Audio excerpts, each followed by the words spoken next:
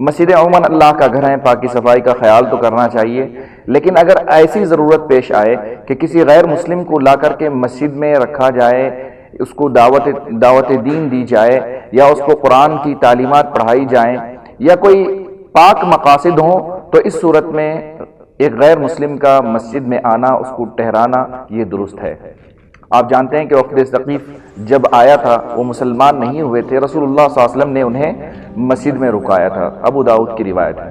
اسی طرح سے ثمامہ بن اثال کے بارے میں مشہور ہے رضی اللہ تعالی عنہ کہ رسول اللہ صلی اللہ علیہ وسلم نے ایک وفد نجد کی طرف بھیجا، تو یہ دستہ جب وہاں پہنچا تو اپنے ساتھ ثمامہ بن اثال جو یمامہ کے سردار تھے انہیں بھی لے آئے اور لا کر مسجد کے ستون سے باندھ دیا۔ یہ 3 دن مسجد میں بندے رہے۔ رسول اللہ صلی اللہ علیہ وسلم جب بھی گزرتے تو آپ صلی اللہ علیہ وسلم کہتے ما بالک یا ثمامہ، ثمامہ تمہاری حالت کیا ہے؟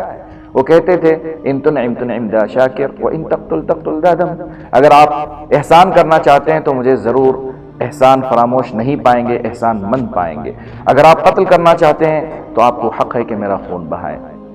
3 دن یہی ماجرا رہا۔ پھر اس کے بعد آپ صلی اللہ علیہ وسلم نے کہا اطلقوا ثمامہ، ثمامہ کو چھوڑ دو، چھوڑ دیا گیا۔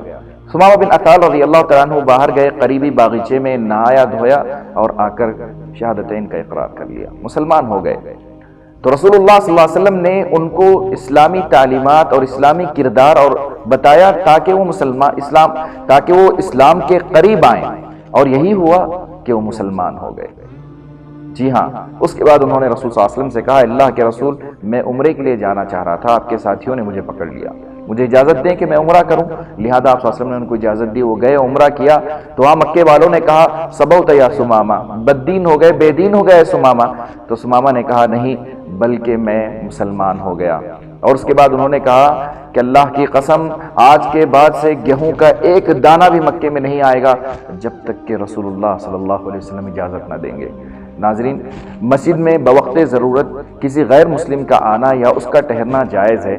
میں نے یہ بات اس لیے کہی کہ آج کل آپ جانتے ہیں کہ کوئی الیکٹرک بل دیکھنے کے لیے آ جاتا ہے، مسجد کے احاطے میں داخل ہو جاتا ہے، یا بعض مرتبہ کسی کو اسلام کی تعلیمات دینا چاہتے ہیں تو ایسی صورت میں مسجد میں لاتے ہیں، مسجد کے احاطے میں لے کر آتے ہیں۔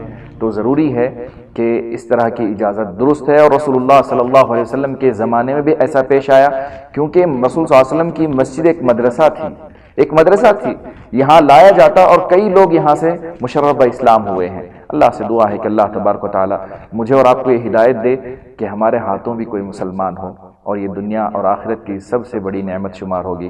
آمین۔ اور مزید ویڈیوز کو دیکھنے کے لیے آپ ہمارے YouTube چینل کو سبسکرائب کریں۔ فجزاکم اللہ خیرا۔